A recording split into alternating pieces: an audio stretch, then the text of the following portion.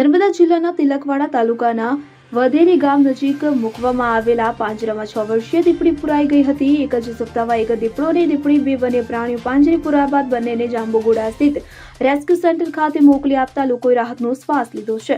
થોડા દિવસો પહેલા જ ખેતરમાં કપાસ જોવા માટે ગયેલા 5 વર્ષીય બાળક પર દીપડાએ હુમલો કર્યો. જો કે પિતાએ દીપડાનો મુકાબલો કરતા દીપડો બાળકને છોડીને ભાગી ગયો હતો. આ ઘટના બાદ વિવિધ સ્થળોએ પાંજરા ગોઠવવામાં આવ્યા હતા. તિલકવાડા તાલુકાના ખાટા આસિત્રા ગામની સીમમાં થોડા દિવસો પહેલા પિતા અને પુત્ર ખેતરમાં કપાસ જોવા માટે ગયા હતા. આ સમયે ખેતરમાં ધસી આવેલો દીપડો 5 વર્ષીય બાળકને પકડીને ખેતરમાં ખેંચી ગયો હતો, પણ પિતાએ દીપડાનો મુકાબલો કરતા દીપડો બાળકને છોડીને ભાગી ગયો હતો. બાળકને ગળાના ભાગે ઈજા થતા સારવાર હેઠળ રાજપીપળા તાલુકામાં આવેલો સિવિલ હોસ્પિટલ ખાતે ખસેડવામાં આવ્યો હતો. આ ઘટના બાદ આરએફઓ કિરપાલસિંહ તથા તેમની ટીમે આસિત્રા તથા આસપાસના ગામોમાં વિવિધ સ્થળોએ પાંજરા ગોઠવ્યા હતા અને નાઇટ વિઝન કેમેરા ગોઠવવામાં આવ્યા હતા. થોડા દિવસો પહેલા એક દીપડો પાંજરે પુરાયો હતો, ત્યારે હવે વધેરી ગામ નજીક મૂકવામાં આવેલા પાંજરામાં એક દીપડી પુરાઈ છે.